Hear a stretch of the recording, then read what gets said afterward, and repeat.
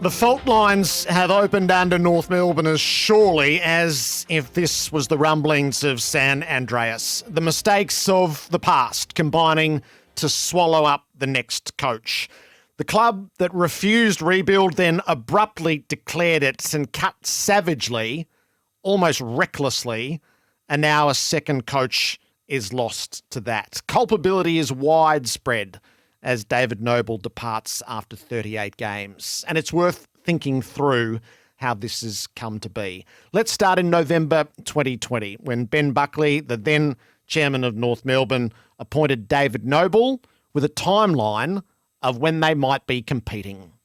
That is a fundamental misunderstanding of comprehensive rebuild. It was articulated on the day that Noble came to the job, 2 to 3 year timeline. In year 2, they sit on the bottom with 1 win and the coach is gone.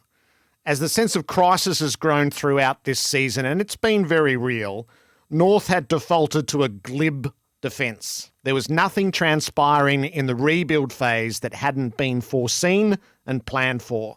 All involved were happy and united and sticking together.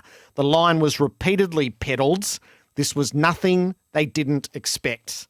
It was nonsense, and it held up to no scrutiny. Weeks ago, we made the observation that the club was treating its constituency like lemmings. The unrest at the Kangaroos in 2022 has been real, and it has been multifaceted. When the central department in a rebuild, recruiting, parts en masse, no amount of spin can mask the ructions. Year 2 is the toughest. It's the toughest in a ground zero rebuild. The impatience grows because the results don't come, but the path has to start to reveal itself. There's been no evidence of what the future success of this team looks like throughout this season. North's only win was against a COVID-decimated West Coast, and that went the distance. It was anything but convincing. And twice the team played with total conviction. That was against Sydney in round 4 and on Saturday against Collingwood. It was built entirely on effort and commitment and not on strategy or development. And the rest has frankly been a wasteland. So go back to late May, the club's most tense moments, the day after the departure of the recruiters. David Noble took a Dorothy Dix up on a fan forum, an online fan forum. It was the simple question that asked how progress was being measured given the lack of wins. In front of their metrics from this time last year on the incremental gains, the marginal gains, the incremental wins, except that wasn't true. It just didn't hold up again to any level of scrutiny. Here's how it stands after 16 games. Wins last year, 3.5. This year, 1. Percentage this time last year, 66.3 down to 51.7. Quarters won, 22 against 14 in 16 matches this year. 50-point defeats, 5 up to 10. Average losing margin, 6.1 up to 56.7. Average points against, 97.9 up to 108.2. 100 plus points conceded, 5 up to 12. The numbers have ballooned as this season has gone along, not tracking ahead of the year-on-year numbers. There was no comfort in those marginal gains and no truth to the incremental wins. Things were precisely as bad as they appeared. And it was a question of whether North would live their pledge to unity that was stated unequivocally on May 26 by Chief Executive Ben Amarfio. He's our man. May 26. It's hard to know how the Chief Executive continues on after being so unequivocal when here we are on July 12 and David Noble has been shown the door. All bets were off once Sonia Hood installed Jeff Walsh to review the football department, and she wrote to the members on July 27, by round 15, with no discernible improvement, patience among our supporters and members is understandably wearing thin. We always knew this year would be hard, but the extent of our losses is deeply concerning. You don't need a rich history in these things to understand that all bets were off from this moment, and it has transpired quickly. After the sacking of Brad Scott, the interim coach, Rhys Shaw, won the job, but he lasted only a year. Now David Noble, who was hired to be the Chris Fagan figure, is gone in year 2. The wrong comparisons have repeatedly been drawn on historic rebuilds. Melbourne and Carlton were cited throughout this year, seemingly ignoring the repeated collapses through the fraught years of those rebuilds. At North, these were much more likely to be the Mark Neild years than the Paul Roos years. And the biggest question facing the club this morning isn't who will be the next coach of the Kangaroos. It's, has North Melbourne had its Peter Jackson moment yet? What's your take as a great Kangaroo man who's been very frustrated? What's your take on it? Oh, well, it was going to happen. It was a matter of when, and Sam's broken that aspect of it. It's just a continuation of the mess the footy club is in, and I'm not comfortable, Hutchie, and I've said this, I think I even said this last week on the sounding board, with the washing of hands of the responsibilities and decisions that need to be made. I mean, to bring Jeff Walsh in, a man who's twice left the footy club, once as chief executive officer, once as footy operations boss, to bring him back and start this review, and 3 weeks after he started the review and hasn't yet officially completed it, officially is a key word there, that decision being made, I think it's a decision the club should have made itself without needing to be told what to do by someone like Jeff Walsh. But again, I'm not surprised either, because the decisions they've made to appoint David Noble need to obviously be brought into question. They were brought into question by myself and others at the time, and it's a second coach that hasn't worked inside 3 seasons. Rhys Shaw barely got through 1 season of footy, and then you go back to 2019 when they made the decision to exit Brad Scott, despite him still having 18 months of a fresh deal on his book. So, yeah, I mean, they are a mess. They are Fitzroy of the comparison of 1996, not financially, but in terms of how they're being run themselves. And that's the biggest problem. And that's the problem they now face, how to bring some quality people in while they've got the people there making the wrong decisions. And they've hired 2 coaches with no coaching experience in a row, and neither of them really in a process. They just picked them, hired them, took a risk on them both. They've both been the wrong decision. They didn't do enough work on either of them, and they've set their club back 10 years. So anyway, at least they've all arrived at the decision now, and that's, I guess, more comfort. And I guess the only thing really that saves them from here as an admin is a whale. And there's really only one whale, isn't there, in Alistair Clarkson. There's probably a half whale in a large fish in Adam Simpson, but Clarkson's really the only whale that they can target from here. And they've got, I guess, 2. It looks like the Back to the Future and the Favourite Sons and the Shinboners of old will be the target. But as you know, Hutchie, and you don't need me to tell you this, and I think our listeners are in on this, he's not going to that club in its current state. I mean, he's coming in and he's going to do everything. If he does, now, when I say he's coming in, he's only coming in on one avenue, and that is my avenue, his own avenue, and that will mean that he will handpick effectively a CEO. He will want to have a say on the board. He will have an opinion that carries its way from the lowest person in the hierarchy through to the highest, and that is not necessarily what North needs either right now. So I'm not all in on the need to go and get Alistair Clarkson, because there are strings attached to that appointment. But you're right, though, they can't possibly go down another unproven path, because that just hasn't worked with their own structures. There's probably never been a coach that's had more leverage on a club he's potentially considering than Alistair has on North Melbourne right now. And yeah, there'll be lots of platforms to talk about that ad nauseum in the coming days. What have you made of today's events? Oh, look, I suppose I'm a little bit intrigued. When I watched Fox on Saturday, and I thought David Noble seemed as committed to the task as ever. And I know even David King said the same thing on the Fox Footy telecast, but obviously something's transpired over the weekend and Monday to lead to the events of today, and is obviously going to be no longer part of the North Melbourne Football Club moving forward. Are you disappointed? I think I'm disappointed from the point of view, if we're in the middle of a review, well, everyone's been banging on about the review, and let's find out what happens in that review. So to halfway through it, again, we're not knowing the circumstances, Gerard, of what's led us to this position, but I would have liked to have seen what the review does turn out. And it's, look, at the end of the day, I know, and again, I'm quoting my old mate Pingy, but he was even saying, sometimes the rebuild coach doesn't survive. Unfortunately, David's been right. But it's just unfortunate that he didn't get to find out the results of this review. Do you worry about the direction of the club, Corey, as in this rebuild phase? This is a second coach to go. Gerard, I'm big on. I want to find out how we got here and how we've made these mistakes. We've had 2 or 3 coaches over the journey now.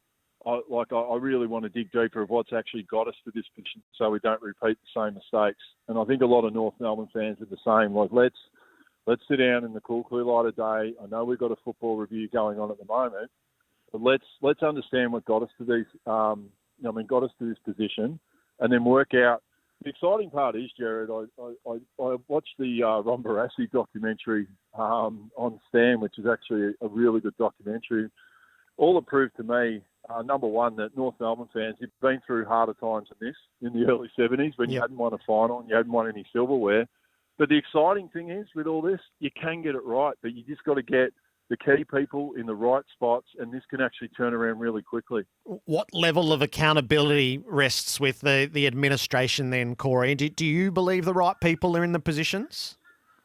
I don't know, Gerard. I'm not there day to day. I think the body of work is maybe suggesting that there's a few things that haven't been done right. And I think, like I said, I know we're doing the football side of it, but maybe, hey, is it time we're looking at all areas of the operation of the footy club? And it's more to understand. It's not finger pointing, Gerard. It's more just to understand and go, okay, how do we get here? How do we get to this spot where we are now, and how do we not repeat the same mistakes? Can you see this team, this club being successful again in whatever terms, the short or medium term? I think you can, Gerard. I think, and even Wayne Carey, we were talking about it the other day. I think everything is sometimes not as bad as it seems, and everything's sometimes not as good as it seems. And I think, like I mentioned, once you get some key appointments in the right spots, all of a sudden things can change around pretty quickly. And the Brisbane Lions are, they paid testament to that, how they were going a few years ago. But look, I know it seems a long way off for Kangaroo supporters out there, but also Kangaroo fans out there. I think we've had it pretty good for about 40 or 50 years, Gerard, I reckon. And this is just a tough patch that we're going through. But, like North Melbourne, you always survive. What sort of coach would they need next? Just flinch reaction? No idea, Gerard. Yeah. I think at the end of the day, someone told me what you'd said. I think you've probably got to come up with some people, whether it means some external people as well, and be involved in the decision and really get it right. I'm slightly shocked because I feel sorry for David Noble. I understand that the improvement hasn't been there this season, and they were more competitive last year, so that doesn't bode well for a young coach. The list is in a really poor position, which is not his fault. He doesn't have a lot to work with. They've had the Jason Horne-Francis issues this year. Coming back through the VFL was probably the nail in the coffin, I think, with David Noble. We just needed to play him in the seniors. Obviously, the job was already at that stage probably untenable, even given that the reports came out before that. But yeah, it's he's unlucky because of the list that he has and the uncompetitiveness of some of his players. I think in another 18 months he would have been a really good coach. The big decisions to make, obviously, at the end of the year with some of their players and their draft picks and who they get in. There has been criticism who they picked up in the draft and also trade period over the last few years and the amount of money that they've paid some of these players who ended up in the VFL. So it's been a poor sort of 3 to 4 years for the Kangaroos, and unfortunately, what they say, the fish rots at the head, and the coach is always the first one to go. So, but I'm surprised after a really competitive effort on the weekend, they should have won that game against Collingwood. And what would they have done if they got over the line? Would they have given David Noble another week, or had they already made their mind up? Obviously, a couple of weeks ago with some of the reports coming out. That's exactly what I was thinking watching that game. I thought the Roos are on here; they could cause an almighty upset, and a few of the outlets were already saying, "Look, the only thing that's going to save Dave Noble from the inevitable is an upset win against Collingwood." That's not going to happen. Like, surely, would they have still gone through with this, do you reckon? I think they would have waited another week. Right. But because when these reports come out and they get leaked, first of all, you think, how does that actually get out after you have a meeting like that and of that significance, and then only a number of hours later it gets reported publicly? So that would be as disappointing as anything. But then, yeah, if they had a good win, and the players obviously showed, well, they must have seen, and you hear all the sorts of reports, although the players say they don't read the media, but you can't escape it. When they would have heard that, it's clear that they sort of lifted and finally showed some competitive spirit for the best part of 4 quarters in that game. So obviously they knew the writing was on the wall and tried to actually lift for their coach and show some decent fight, but it wasn't enough. And yeah, he didn't get a good run at it, did he, David Noble? It's fair to say. No, but he's got a big, long history at the Crows. So Crows supporters would know David Noble very, very well. So assistant coach from 2005 to 10. He was the list manager from 2011 to 13. And then he was head of football from 2014 to 2016 before he went over to the Brisbane Lions, where he was general manager of football. So strong roots in football. He left Adelaide with a really, really good reputation. I think he left Brisbane with a really, really good reputation. So do you think that's someone that the Crows should be at least speaking to? Absolutely, yeah. You don't give up good people easily, and he obviously wanted to be a senior coach and left for those opportunities and worked under Chris Fagan, and super impressive up there. So he's a good football person, great brain, and yeah, hopefully he does get back to the Adelaide Crows, because did some terrific things there. But yeah, I'm just feeling a bit sorry for David Noble and some of these coaches who come in and inherit, well, I won't say basket case, but inherit a team or a squad and a list that is probably 3 to 5 years away from contending, and then you get off to a poor start to the year, and the last 10 weeks have obviously been horrid for North Melbourne, and you don't get that full opportunity to work through your vision and your plan. No one thought that North Melbourne would be playing finals this year. Most would have had them in the bottom 2, and that's where they sit currently. So, but when you have those efforts where you get belted every week, you need to see, and the fans need to see, that you are improving in some facets of your game. So the Adelaide Crows have won a few. They've probably gone backwards in terms of, your wins, losses, but the competitiveness at times has been there. Speaking to Nathan Van Berlo about it yesterday, like competitiveness around clearance, winning tackles, they're all signs that your team is having a crack. It's the polish from the Crows at the moment that isn't there. Whereas North Melbourne, the flip side, they just were uncompetitive and getting belted each week, it's always going to be a tough sell. All right, Crows supporters, we'd like to see David Noble return in some form to Westlake, so 0427 154 166. And who would want the North Melbourne job now? Is this, because like you said, if it's 3 to 5 years away, it's going to be a tough grind for a long time if the club is patient enough to let you hang around. Yeah, well, you would think that, say, a coach like Ross Lyon, who would like to get a more established list, and you're probably only going to harm your reputation as a coach like Alistair Clarkson. If he goes to North Melbourne and then they haven't improved in the next sort of 2 or 3 years, well, then he sort of hurts his legacy as a coach. So it'd be a difficult position to take on. But North Melbourne aren't going to want to hire a coach that hasn't got experience now, because they've already been through that period. So it's a tough one. It's a tough position to be in for the footy club. It's a tough position to be if you are one of those coaches who has already had experience. Do you want to take on that list? And then a young up-and-comer is thinking, well, I'm probably not going to get the gig because it hasn't worked out for them in the past. So big decisions coming up for North. So do you think, without having too much knowledge inside what's going on, do you think this actually puts North Melbourne in a better spot to retain Jason Horne-Francis? Almost like a new coach, new attitude, you start again almost? Well, it certainly doesn't hurt because he is such a competitive kid, and of everything that's happened off the field with him and then playing in the twos this week certainly would have stung. So a new coach will come in and have those conversations with him. I think he'll be okay. Well, he's certainly not going to leave at the end of this year. He's got the 2 years to play out. Hopefully this time next year that North Melbourne have won a few games and are more competitive. He's fitter, he's stronger and starting to dominate games of footy. And if he is, then North Melbourne will climb up the ladder pretty quickly. This text reads, you blokes are crazy. You think the Crows are going to bring in the man that Jason Horne-Francis clearly doesn't like. It's obvious they don't get along. Is it? I mean, we don't know exactly what's going inside the club. It was a very, very strange decision, in my opinion, to put Jason Horne-Francis in the VFL. I think you agree with that. But, I mean, apart from everything else, there's probably a lot of factors that's happening behind the scenes.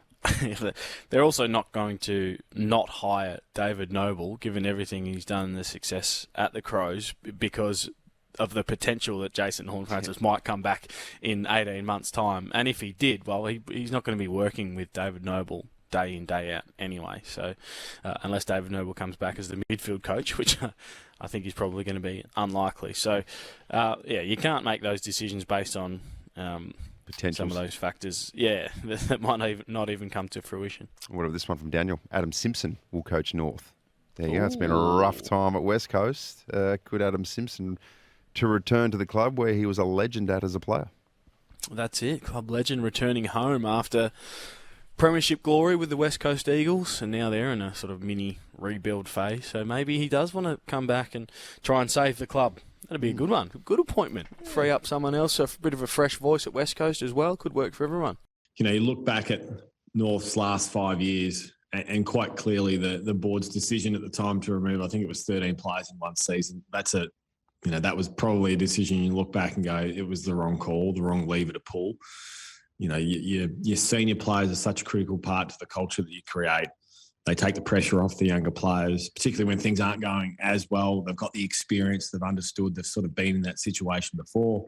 And when you don't have that greater established older network at times, like North hasn't had over the past few years, things can,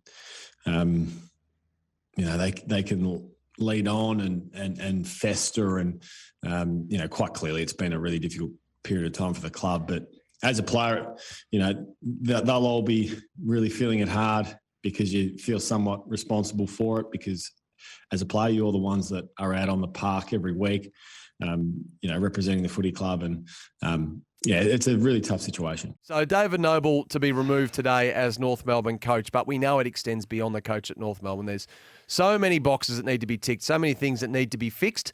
So Kane thought he'd take it upon himself to release his North Melbourne dream team. So this is the dream team, and we've sought some relief from the AFL because remember when they wanted to get Alistair Clarkson to the Gold Coast? There was some talk that some of the salary, a large portion, would be paid outside of the soft cap. So Gillum McLaughlin has a challenge. Breaking the rules. No, here. well, it's not breaking an the ambassador rules. role at the AFL have absolutely done this before, where there's some exemptions to help turn the clubs around. Well, players have played for. What was Gary Ablett's marketing sort of budget when he went? That's up in an expansion market. Well, not in the heartland. This in club Melbourne. needs more help than anyone. So the North Melbourne Football Club have sought an exemption. Other clubs will love that. A part of Alistair Clarkson's contract. So he's the coach, which we have already revealed.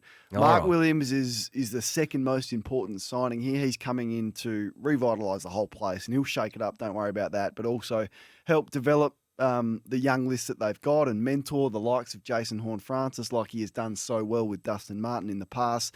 And he'll work hand in hand with Clarkson. They've worked together before at Port Adelaide, took them to the 2004 Premiership before Alistair Clarkson went across to Hawthorn. So they know each other, they respect each other, and they'll work exceptionally well. Another man that they've also worked well together, and I've been that impressed by Josh Carr's work with the Fremantle midfield. They're as good as any midfield in the comp. They've prioritised youth in there. They're not as reliant on any one individual. So Josh Carr's coming in as my midfield coach and with an eye on a senior role. So it's not an official succession plan, but I think if Carr can sit under Clarkson and Williams for a while, I think he has the capabilities to be a senior coach. He's coached a premiership at North Adelaide. So it goes Clarkson, Williams, Carr, and Leppich. Leppich. Leppich is in as strategy. We've revealed Trent Cotchin to come in a coaching / leadership role. I'm liking it. Dyson Heppel's going to be my playing leader. So, this might not be... I'm not saying North Melbourne, but he can't get a new contract at Essendon at the moment. Rival clubs are sniffing with this exact brief. And I think he's done... I think he's been asked to do a power of work at Essendon, under siege club. I still think he's got, 30 or 40 games left in him. He can also help in the leadership space as well. So you save a bit of money there. You pay him through the salary cap, not the soft cap. He's going to play Got a role for Kingy? Not yet. Okay. Kingy, Ambassador. I'm pretty happy with what Kingy's doing on Friday. We're flying on Fireball Friday, so I don't want to lose Kingy there. Take me to the recruiting staff, please. Stephen Wells. He's not even the list manager at his club. He is the number one target you would have as the list manager of this club. And don't tell me you couldn't convince him to do it. How's your budget going? What a challenge for him to do this. And I think you can get him almost out of semi-retirement. Has he still got the fight in the dog? I reckon he does. He does he? He's as an impressive football person as you can meet, Stephen Wells. That's interesting. He would be a huge get. Who would you have then? Joe's nominated left field list manager or recruiting staff for North Melbourne, and he would come not as expensive as Stephen Wells. He's the AFL's very own Cal Toomey. Well, that's not as silly. list manager, recruiter. But he'd be more recruiter. I reckon Cal Toomey could work under Stephen Wells. There you go. We get Cal Toomey in. But I'm not going Stephen Wells. I'm looking at Melbourne, and I'm going Jason Taylor as national recruiting manager / list manager. How's your budget going at then? Melbourne? Whose record, obviously, in recent times not as good as Stephen Wells. Exemplary. Not as good as Stephen Wells. Well, Stephen Wells doesn't do it anymore, so you can't employ him. He can. You don't need to teach him new tricks. So Stephen Wells is the guy. I got a new doctor, Gary Zimmerman. Coming in as my doctor. What a man. I was vouching for Larkins. I don't think he would leave the Western Bulldogs, but this is the absolute dream team. Love Doc Zimmerman and his work. High performance, a little bit off Broadway. Not many would know this name, but Stewie Graham is just highly regarded. Took over from Darren Burgess at Port Adelaide and has been killing it. Well, they're texting through. Are they training at Alberton as well? And there's a lot of 04 Port Adelaide in this dream. You can't count Clarkson as a Port Adelaide man. The president's staying, Sonia Hood. The CEO's Tom Harley. And Tom Harley? Don't gloss over that. Tom Harley is just so impressed by Tom Harley. So if you can get him, get Tom Harley. And I've got a new captain. Luke Davies-Uniacke is the new captain. We probably need a media manager as well. He's doing a good job down there in McTormey. But I think his phone would be ringing off. He had a baptism of fire this year, hasn't he? First year in.